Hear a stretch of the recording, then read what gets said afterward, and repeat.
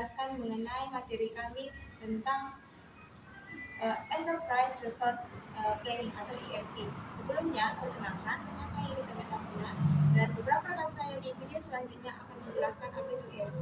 ERP merupakan sistem informasi terintegrasi yang digunakan untuk mengelola seluruh sumber daya, proses, dan informasi dalam suatu organisasi. Nah, ERP menjadi solusi penting dalam mendukung efektivitas dan efisiensi operasional perusahaan. Nah, dalam konteks persaingan global yang semakin ketat, perusahaan membutuhkan sistem yang mampu menyatukan berbagai fungsi bisnis seperti keuangan, sumber daya manusia, produksi, dan distribusi ke dalam satu kerangka kerja terpadu. Nah, ERP hadir sebagai jawaban atas tantangan tersebut. Sistem informasi perusahaan yang disebut perencanaan sumber daya perusahaan atau ERP diciptakan untuk mengatur semua bahan data dan tugas yang dibutuhkan untuk operasi bisnis penuh. Nah, bagaimana dengan sejarah dan perkembangan ERP? Di sini kita akan ulas mengenai sedikit tentang sejarah ERP. Dimulai dari tahun 1960-an dengan pengembangan sistem material recruitment planning atau MRP. Sistem ini awalnya digunakan untuk merencanakan kebutuhan material dalam proses produksi. Nah, pada tahun 1980-an, konsep ini berkembang menjadi Manufacturer Research Planning atau MRP2 yang tidak hanya mengelola material tetapi juga kapasitas produksi. Memasuki tahun 1990-an muncul istilah Enterprise Resource Planning atau ERP yang diperkenalkan oleh Gartner Group. Dengan cakupan lebih luas meliputi berbagai fungsi bisnis perusahaan, saat ini ERP terus berkembang dengan adopsi teknologi seperti cloud, big data, dan kecerdasan buatan atau AI. Kita akan membahas tentang kebutuhan, definisi, konsep dasar, dan manfaat ERP. Yang pertama, kebutuhan terhadap Enterprise Resource Planning atau ERP dilatar belakangi oleh kompleksitas proses bisnis modern yang semakin besar seiring dengan meningkatnya volume transaksi, jumlah karyawan, serta keragaman produk dan layanan perusahaan. Jadi tidak ada lagi dapat hanya mengandalkan sistem informasi tradisional yang berjalan secara terpisah antar departemen. Sistem yang terfragmentasi sering menimbulkan duplikasi data, keterlambatan arus informasi, serta rendahnya akurasi laporan. Untuk itu, dibutuhkan sebuah sistem terintegrasi yang mampu menyatukan seluruh data dan proses bisnis dalam satu kerangka kerja. ERP hadir sebagai solusi untuk menghasilkan informasi yang akurat, real time, serta mendukung pengambilan keputusan strategis.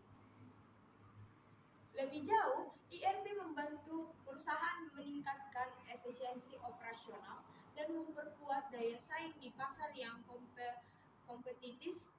Konsep dasar ERP mencerminkan karakteristik yang membedakannya dari sistem informasi tradisional. Sistem ERP bersifat terintegrasi, menggunakan database terpusat, serta mendukung akses real time, sehingga data yang dihasilkan selalu up to date. Nah, ERP juga dirancang untuk mencakup berbagai fungsi bisnis, mulai dari keuangan, sumber daya manusia, produksi, hingga rantai pasoknya. Prinsip kerjanya adalah menghubungkan data dari berbagai departemen ke dalam satu sistem terpusat, sehingga menghilangkan adanya data silo yang selama ini sering terjadi pada sistem tradisional. Keunggulan lain dari ERP adalah sifatnya yang modular dan fleksibel, memungkinkan perusahaan mengimplementasikan modul sesuai kebutuhan dan memperluasnya seiring pertumbuhan bisnis. Dari sisi tujuan dan manfaatnya, ERP memiliki kontribusi yang signifikan bagi organisasi. Yang pertama, ERP mampu meningkatkan efisiensi operasional dengan cara mengurangi duplikasi data, mempercepat aliran informasi, serta menyederhanakan proses bisnis. Yang kedua, ERP memberikan integrasi proses bisnis karena seluruh departemen dapat bekerja dengan data yang sama dan terhubung dalam satu sistem. Untuk yang ketiga, ERP menyediakan dukungan bagi pengambilan keputusan strategis melalui penyajian data yang akurat dan real time. Yang keempat, ERP membantu perusahaan menciptakan keunggulan kompetitif dengan cara meningkatkan efisiensi, mempercepat respon terhadap perubahan pasar, serta mendorong inovasi berbasis data. Jadi dengan demikian ERP tidak hanya sekedar perangkat lunak, tetapi merupakan suatu strategi bisnis yang mendukung keberlangsungan dan pertumbuhan perusahaan di era digital. Kita masuk ke materi selanjutnya mengenai arsitektur ERP. Seperti yang telah kami cantumkan pada materi kali ini, bisa kita lihat arsitektur ERP terdiri dari beberapa komponen utama yang menjadi tulang punggung integrasi sistem, yaitu database terpusat sebagai basis penyimpanan data, middleware sebagai penghubungnya antar modul dan aplikasi lain, serta interface sebagai antarmuka pengguna yang memudahkan interaksi. ERP sendiri dapat diimplementasikan dalam dua modul utama, yaitu seperti on-premise dan cloud ERP. Model on-premise biasanya dipilih oleh perusahaan besar dengan kebutuhan kontrol penuh atas sistem dan data, karena instalasi dilakukan di server internal perusahaan. Sebaliknya, cloud ERP menawarkan fleksibilitas, skalabilitas, serta biaya implementasi yang lebih rendah, sehingga makin populer terutama di kalangan perusahaan teknologi dan startup. Tren terbaru dalam arsitektur ERP bahkan telah berkembang dengan menghadirkan mobile. ERP, integrasi dengan big data analistik, serta pemanfaatan kecerdasan buatan atau AI untuk meningkatkan kemampuan prediktif dan pengambilan keputusan yang lebih cerdas. Kita akan masuk pada alur data pada sistem ERP, mulai dari user. Nah, bisa kita perhatikan untuk seperti arsitekturnya, yaitu manajer staff atau operator yang memasukkan data melalui interface. Misalnya, bagian keuangan mencatat transaksi jurnal, bagian HR memasukkan data absensi, atau bagian logistik menginput data pengadaan barang. Nah, selanjutnya, data yang masuk ini kemudian diproses oleh ERP sistem dan disimpan di database terpusat. Database ini menjadi sumber kebenaran tunggal atau single source of truth, sehingga semua departemen dapat mengakses data yang sama secara real time. Misalnya, data penjualan yang diinput oleh marketing dapat langsung digunakan bagian produksi untuk merencanakan kapasitas. Selanjutnya, sistem ERP menghasilkan laporan atau report yang akurat dan terintegrasi, mulai dari laporan keuangan, konsolidasi, laporan persediaan, kinerja karyawan, hingga dashboard eksekutif untuk mendukung pengambilan keputusan. Nah, selain itu, ada komponen middleware yang berfungsi sebagai penghubung antar modul ERP maupun dengan sistem eksternal seperti e-commerce, CRM, atau IoT. Middleware inilah yang memastikan pertukaran data berjalan lancar tanpa duplikasi maupun inkonsistensi. User sendiri berinteraksi dengan ERP melalui interface baik berupa aplikasi desktop, web maupun mobile. Contohnya nih, karyawan HR bisa langsung mengakses slip gaji lewat aplikasi mobile, sedangkan manajer dapat menyetujui pengadaan barang melalui web interface. Terakhir, arsitektur ERP ini bisa diterapkan dalam dua model, yaitu on-premise dan cloud ERP. Pada model on-premise, data dan server dikelola penuh oleh perusahaan, seperti yang dilakukan oleh Pertamina atau Telkom. Sementara itu, pada model cloud ERP, data disimpan di server eksternal yang dikelola oleh vendor, sehingga lebih fleksibel dan efisien, seperti yang diterapkan oleh Gojek, Traveloka, ataupun Kopi Kenangan. Untuk materi selanjutnya yaitu tentang modul-modul ERP. ERP terdiri dari berbagai modul yang dapat diimplementasikan sesuai dengan kebutuhan perusahaan antara lain seperti yang pertama nih, modul keuangan atau financial management. Modul keuangan atau financial management ini merupakan salah satu inti dari sistem ERP karena berfungsi mengelola seluruh aktivitas keuangan perusahaan mulai dari akuntansi umum, manajemen aset, hingga pelaporan keuangannya. Untuk modul yang kedua yaitu modul sumber daya manusia atau Human Resource Management atau HRM, berperan dalam mengelola seluruh aspek sumber daya manusia perusahaan, mulai dari rekrutmen, pencatatan absensinya, penggajian atau payroll, hingga penilaian kinerja karyawannya. Yang ketiga ada modul produksi dan operasi.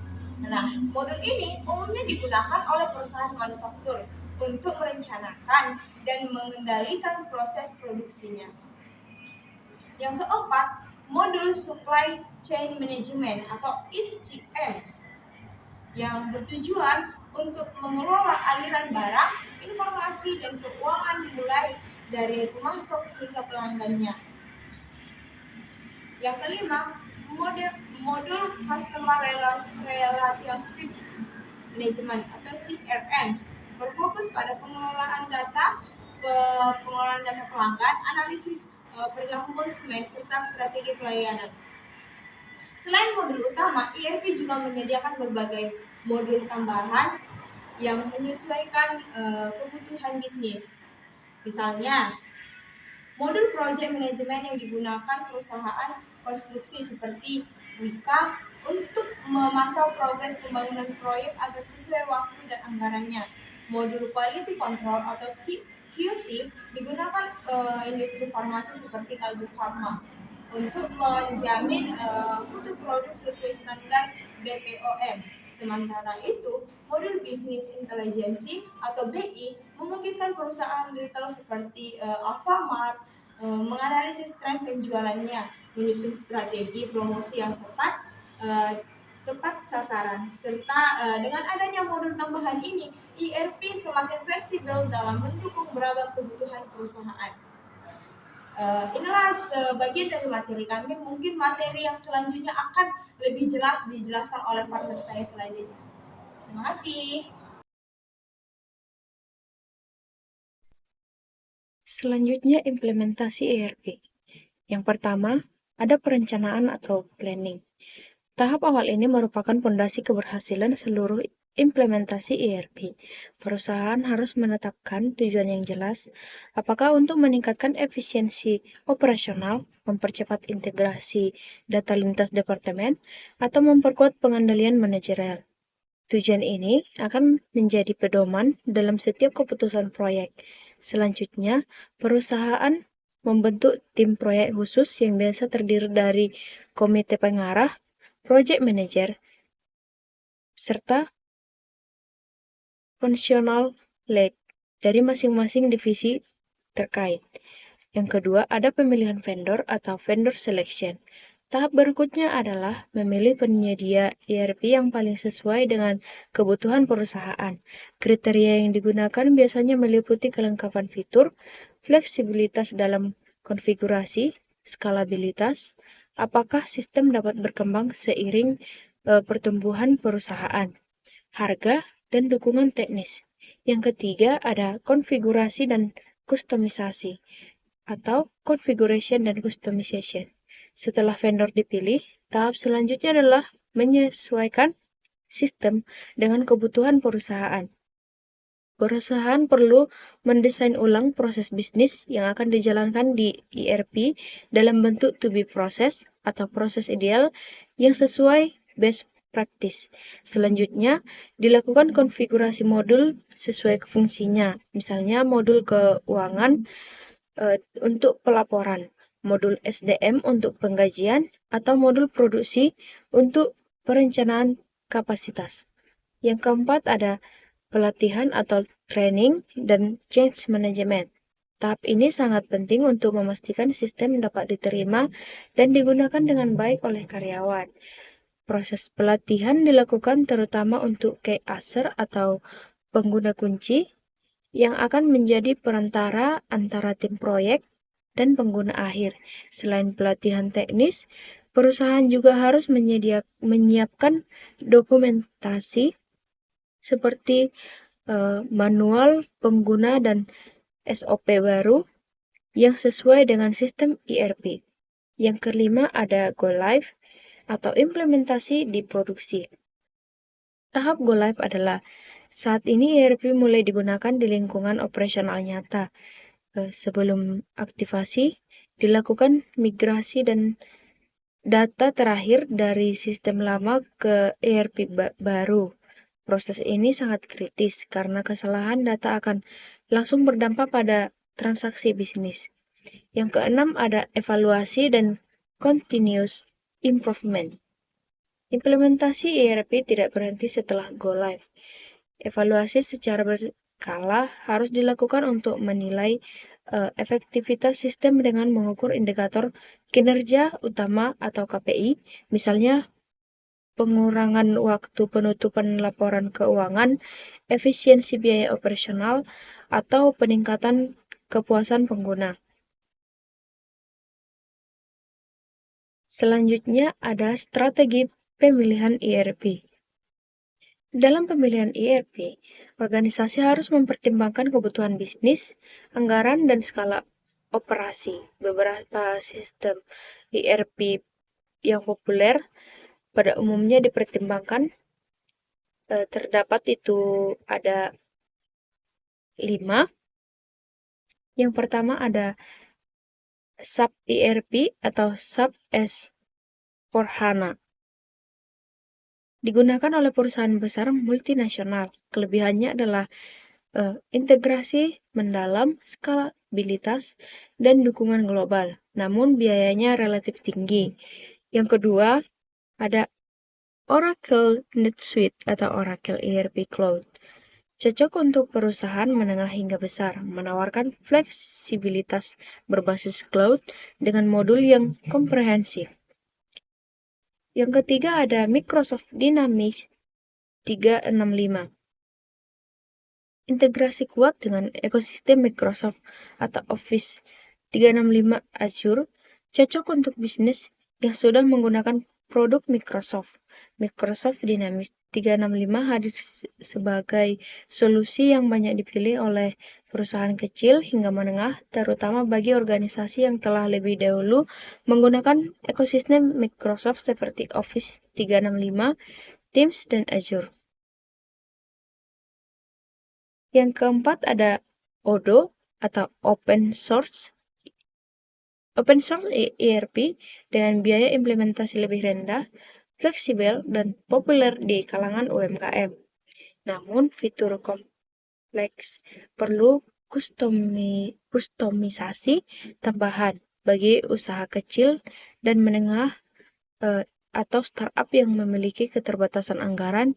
Odoo sering menjadi pilihan karena sifatnya yang open source.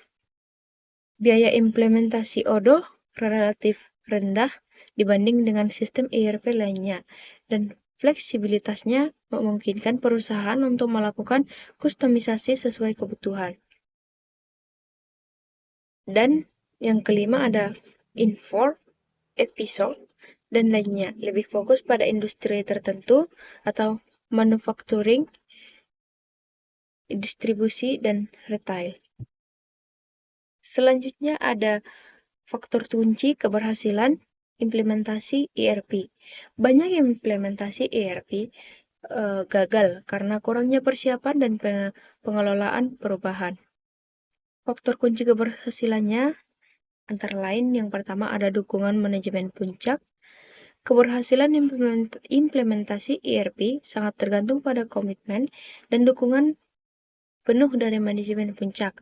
Dukungan ini tidak hanya berupa alokasi anggaran dan sumber daya, tetapi juga dalam bentuk kepemimpinan yang menegaskan pentingnya ERP bagi transformasi organisasi.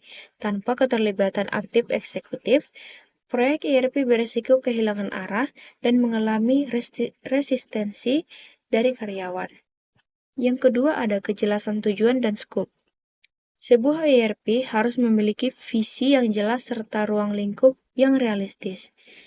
Target implementasi harus terukur dan dapat dievaluasi. Misalnya, mengurangi waktu closing laporan keuangan dari 10 hari menjadi 3 hari. Dengan tujuan yang terdefinisi, organisasi dapat meminimalkan risiko scope scrap yang sering membuat biaya membengkak dan jadwal proyek meleset. Yang ketiga ada tim proyek yang kompeten. ERP membutuhkan tim proyek multidisiplin yang terdiri dari tenaga internal dan konsultan eksternal. Tenaga internal memahami proses bisnis perusahaan, sedangkan konsultan eksternal membawa pengalaman teknis dan best practice implementasi. Kolaborasi keduanya akan menghasilkan sistem yang sesuai kebutuhan sekaligus sesuai standar industri. Yang keempat, manajemen perubahan atau change management. Implementasi ERP tidak hanya soal teknologi, tetapi juga perubahan budaya kerja. Oleh karena itu, perusahaan harus menyiapkan pengguna melalui komunikasi yang transparan, pelatihan intensif, dan dukungan pasca go live. Manajemen perubahan yang baik akan mengurangi resistensi karyawan dan meningkatkan penerimaan terhadap sistem baru.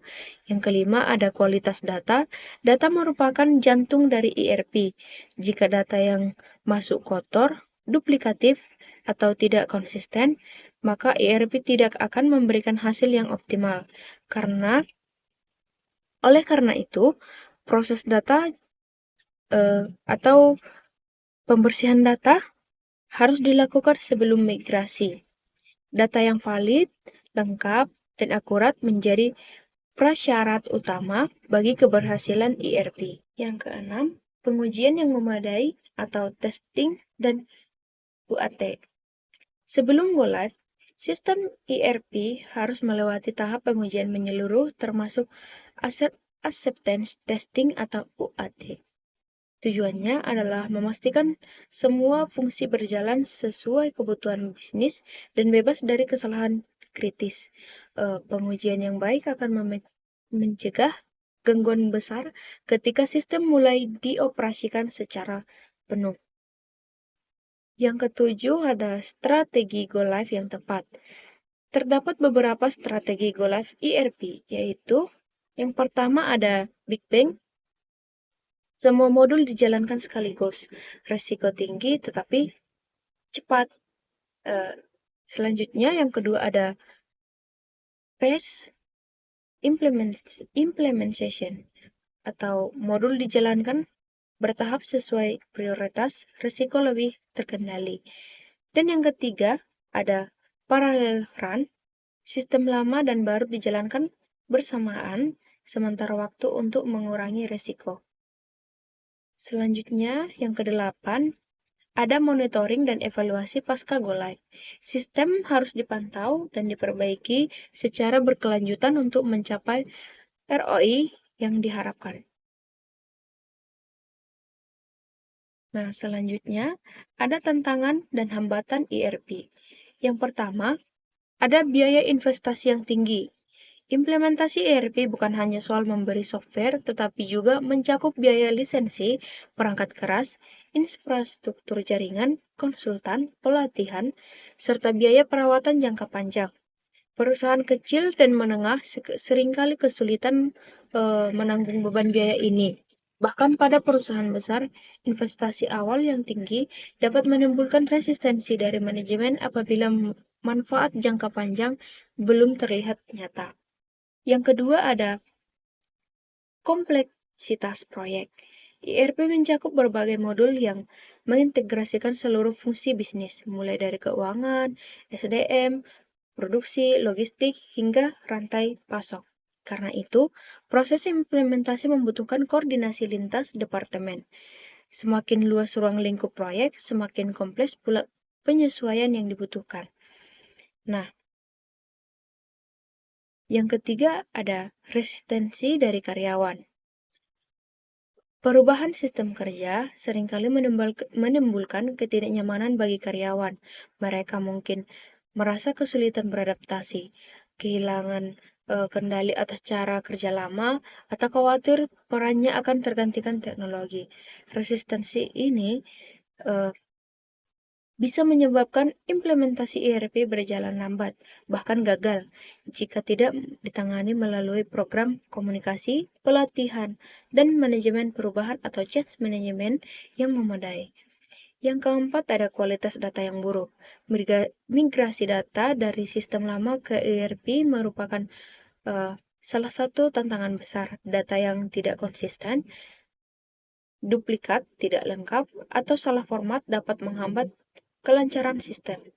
Misalnya, data pelanggan yang tidak valid akan mengganggu proses CRM, atau data persediaan yang tidak akurat dapat menimbulkan kesalahan perhitungan stok. Yang kelima, ada kurangnya kompetensi SDM. ERP adalah sistem yang kompleks dan membutuhkan pemahaman mendalam, baik dari sisi teknis maupun bisnis. Banyak perubahan tidak memiliki tenaga internal yang cukup terampil, sehingga terlalu tergantung pada konsultan eksternal. Nah, yang keenam, ada durasi implementasi yang panjang. Proyek ERP biasanya berlangsung berbulan-bulan hingga bertahun-tahun, tergantung skala organisasi dan ruang lingkup modul yang diterapkan. Implementasi berlarut-larut dapat menurunkan motivasi tim proyek, mengganggu aktivitas operasional sehari-hari, serta meningkatkan risiko pembengkakan biaya. Dalam beberapa kasus, proyek ERP bahkan dihentikan di tengah jalan karena tidak sesuai ekspektasi. Yang ketujuh, ada risiko kegagalan go live. Jika pengujian sistem atau testing dan UAT tidak dilakukan secara menyeluruh, kemungkinan terjadinya kesalahan pada saat go live sangat tinggi. Misalnya sistem payroll yang error dapat menimbulkan keterlambatan gaji, atau kesalahan di modul akuntansi dapat menghasilkan laporan keuangan yang tidak valid. Kegagalan seperti ini dapat merusak kepercayaan pengguna terhadap sistem baru. Yang kedelapan, ada kurangnya dukungan manajemen puncak. Dukungan dari eksekutif puncak adalah salah satu faktor paling krusial. Tanpa komitmen mereka, proyek ERP sering dipandang hanya sebagai inisiatif IT, bukan strategi bisnis. Akibatnya, alokasi sumber daya tidak memadai, keputusan menjadi lambat, dan hambatan organisasi sulit diatasi. Yang kesembilan, ada kesulitan menyesuaikan proses bisnis dengan ERP. ERP umumnya dirancang berdasarkan best practice global. Namun, tidak semua best practice sesuai dengan kebutuhan alokasi atau karakteristik unik suatu perusahaan. Jika perusahaan harus melakukan kustomisasi berlebihan, risiko meningkat, biaya lebih tinggi, waktu implementasi lebih lama, dan kesulitan saat upgrade di masa depan. Dan yang terakhir adalah evaluasi dan maintenance yang kurang optimal. Banyak organisasi menganggap pekerjaan selesai setelah ERP go live, padahal fase pasca implementasi saat sama pentingnya, karena ERP membutuhkan pemantauan, evaluasi, dan pengembangan berkelanjutan. Tanpa perawatan dan penyesuaian, sistem ERP bisa cepat usang, tidak relevan dengan kebutuhan baru, dan akhirnya tidak menghasilkan return on investment atau ROI yang diharapkan. Baik, sekian dari saya. Selanjutnya akan dilanjutkan oleh teman kami. Baiklah, untuk penjelasan materi yang terakhir akan dijelaskan oleh saya sendiri, juga Mingguan, tentang studi kasus ERP. Studi kasus pertama yaitu di skala internasional, Nestle. Siapa yang tidak tahu Nestle? Perusahaan multinasional makanan dan minuman yang pernah mengalami tantangan besar saat mengimplementasikan ERP berbasis SAP. Proyek ini bertujuan menyatukan lebih dari 80 unit bisnis di berbagai negara. Permasalahannya yang pertama, setiap negara memiliki sistem berbeda sehingga data keuangan dan rantai pasok tidak seragam. Yang kedua, karyawan menolak perubahan karena proses kerjanya dianggap lebih mudah yang lama. Yang ketiga, biaya implementasinya membengkak hingga lebih dari 200 juta US dollar. Jadi solusi yang ditawarkan yaitu Nestle memperkuat manajemen perubahan atau change management dengan komunikasi intensif ke seluruh level karyawan. Yang kedua, mengadakan pelatihan besar-besaran agar karyawan bisa beradaptasi dengan sistem baru. Lalu yang ketiga, mengimplementasikan modul ERP secara bertahap. Istilahnya best approach agar risiko lebih rendah. Jadi dari seluruh itu hasilnya adalah yang pertama, proses supply chain menjadi lebih efisien dengan visibilitas data global yang lebih real time. Yang kedua, biaya distribusi menurun hingga 15%. Juga dengan laporan keuangan konsolidasi mereka bisa selesai dalam hitungan hari, bukannya lagi berminggu-minggu. Kedua, untuk studi kasus nasional dari PT Telkom Indonesia. PT Telkom Indonesia mengadopsi ERP berbasis SAP untuk mendukung transformasi digitalnya. Jadi mereka itu mengalami permasalahan ya, contohnya sebelumnya Telkomsel menggunakan sistem terpisah antara divisi keuangan, HR, dan logistik. Yang kedua, data tidak terintegrasi sehingga laporan keuangan mereka itu sering terlambat. Yang ketiga, proses persetujuan pembelian barang sangat lambat. Jadi solusi yang diperbuat yaitu menerapkan ERP SAP yang mencangkup modul keuangan SDM, logistik, dan pengadaan. Menyusun roadmap implementasi bertahap dengan pendampingan dari konsultan global. Yang ketiga, melakukan standarisasi proses bisnis di seluruh cabang. Jadi hasil dari upaya mereka ini yang pertama, satu, efisiensi operasional meningkat dengan waktu proses pengadaan turun hingga lebih dari 40%. Yang kedua, kecepatan penyusunan laporan keuangan yang tadinya bulanan meningkat secara signifikan. Ketiga, transparansi data keuangan dan operasional meningkat sehingga manajemen dapat mengambil keputusan lebih cepat. Yang ketiga, pelajaran dari kedua kasus ini yaitu terlihat bahwa keberhasilan implementasi ERP tidak hanya ditentukan oleh teknologi, tapi juga oleh faktor manusia dan strategi. Juga dipengaruhi oleh dukungan manajemen puncak, manajemen perubahan, kualitas data, serta strategi implementasi yang tepat merupakan faktor kunci keberhasilan usaha ini. Selanjutnya yaitu perkembangan ERP sendiri. Yang pertama, cloud ERP mengurangi kebutuhan infrastruktur besar, lebih fleksibel, cepat diimplementasikannya. Lalu dengan biaya yang berlangganan, contohnya SAP, S/4HANA Cloud, Oracle NetSuite, Odoo, dan Cloud. Lalu yang kedua, ada integrasi AI, otomatisasi tugas rutin, deteksi anomali, prediksi persediaan, hingga chatbot HR. ERP kini berperan sebagai sistem cerdas yang memberikan rekomendasi bisnis. Lalu ada big data analytics. Dalam bidangnya, ERP tidak hanya menyimpan data, tapi juga mengolah big data untuk menghasilkan insight penjualan, juga perilaku pelanggan dan tren pasar. Lalu yang selanjutnya yaitu IoT dalam ERP. Jadi perangkat sensor terkoneksi ke ERP untuk predictive maintenance dan optimasi rantai pasok. Lalu mobile ERP yaitu akses data, persetujuan transaksi, monitoring langsung via smartphone untuk meningkatkan mobilitas dan kecepatan. ERP sebagai strategi transformasi digital. ERP ini menjadi strategi utama dalam transformasi digital, didukung teknologi seperti cloud, AI, big data, mobile, dan IoT. ERP berkembang menjadi sistem cerdas, fleksibel, dan adaptif yang tidak hanya meningkatkan efisiensi internal, tapi juga membangun ekosistem bisnis. Ekosistem bisnis yang bersifat digital dengan pelanggan maupun mitra. Lalu untuk implikasi ERP bagi manajemen, keputusannya lebih cepat dan berbasis data, transparansinya tinggi, serta perencanaannya lebih akurat. Kalau bagi karyawan, proses manual ini digantikan otomatisasi, jadi fokus pada nilai tambah, tapi tetap memerlukan peningkatan keterampilan digital. Kalau bagi pelanggan, layanannya lebih cepat, personal, minim kesalahan, dan produk lebih transparan melalui traceability.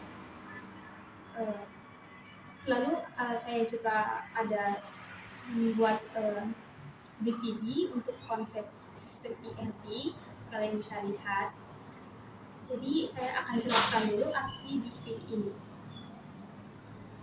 Untuk yang gambar pertama yang di tengah itu ada nama elemen-elemen diagramnya. Yang pertama ada namanya di tengah central database, yaitu basis data terpusat.